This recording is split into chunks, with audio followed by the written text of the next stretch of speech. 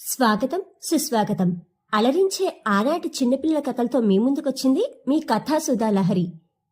కథ కథల పిచ్చి రాకుమారి. సేకరణ శ్రీమతి నంజాల సుధామణి. స్వరం నాగమౌనిక. కథల పిచ్చి రాకుమారి.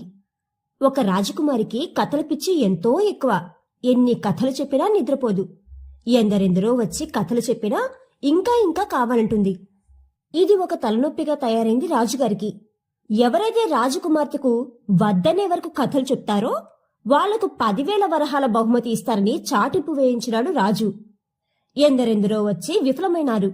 ఒక చురుకైన యువకుడు విక్రముడు ఆ ఊరికి వచ్చి పేదరాశి పెద్దమ్మ ఇంట్లో దిగినాడు. రాకుమార్తె గురించి విన్నాడు.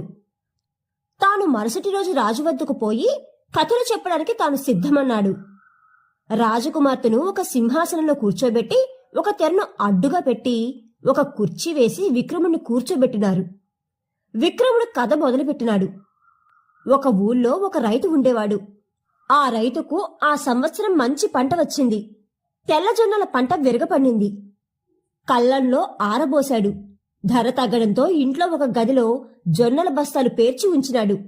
ఆ గది కిటికీలు అన్నీ మూసి ఉంచినాడు. కాని ఒకచోట చారడంత కన్నం ఉండిపోయింది. పిట్టలు జొన్నల జాడ తెలుసుకున్నాయి. బస్తాలకు ఉన్న కన్నాల్లోంచి గింజను తీసుకుని పోయి తింటున్నాయి. ఒక పిట్ట వచ్చి ఒక గింజ తీసుకుపోయే, ఇంకో పిట్ట వచ్చి ఇంకో గింజ తీసుకుపోయే అంటూ పాటలాగా అదే వాక్యాన్ని చెప్పడం మొదలుపెట్టినాడు విక్రముడు. కాసేపటికి విసుగు వచ్చింది రాజకుమారికి. తర్వాతేమిదో చెప్పు అన్నది విసుగ్గా. అయ్యో, అంత విసుగైతే కథ ఎట్లా సాగుతుంది రాకుమారి?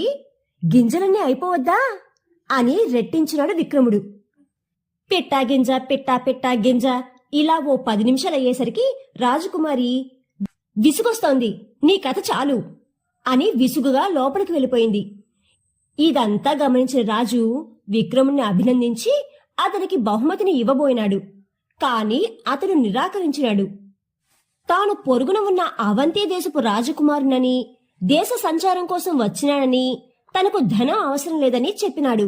రాజు ఎంతో సంతోషించి ఆ అబ్బాయిని తన అల్లుడిగా చేసుకున్నాడు. ఇది పెద్దమ్మ చెప్పే కథల్లో ఒకటి.